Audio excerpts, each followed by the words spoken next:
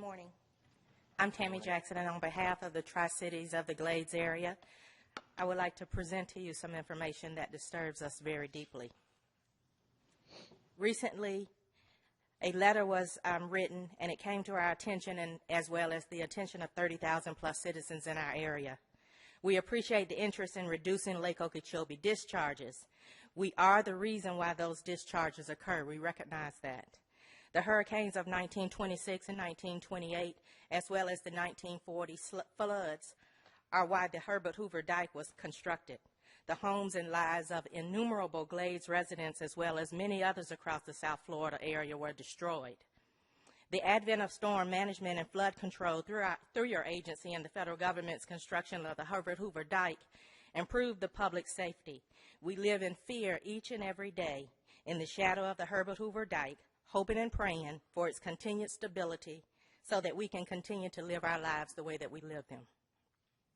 We ask and encourage you to continue to work with Congressman Hastings so that the U.S. Army Corps of Engineers will complete improvements to the Herbert Hoover Dike, and for FEMA to certify those improvements so that Lake Okeechobee can hold water safely rather than gamble with the lives and livelihoods of tens of thousands of Lake Okeechobee residents. We realize the effects of Florida rainstorms and what they cause to certain urbanized communities. And we realize that they vent because of the displeasure about Lake Okeechobee discharges. However, our community is where unemployment stands steadfast and remains at near 20%, and 98% of our school children receive free or reduced lunches. So it's difficult to hear about more affluent communities complain about the effects of water discharges, particularly when there is an ample evidence that supports that we're not the only cause of the pollution. These are living, breathing human beings in our area, the same as the folks who live on the coastal communities. We deserve to have their way of life and homesteads protected and preserved. To say that we are frustrated with all the blame being laid at our feet would be an understatement. We have heard many harsh and negative words of judgment and dismissal regarding our way of life and heritage, all of which are very unfair to our community, as well as they're unfounded and they're untrue.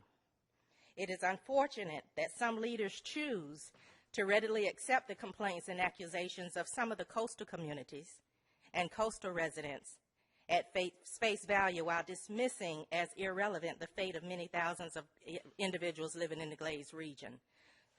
So in conclusion, we urge you to finish your work that your agency has already started. Completion of these projects and all of the watersheds that surround the Lake Okeechobee area will be beneficial to all the lives in our community.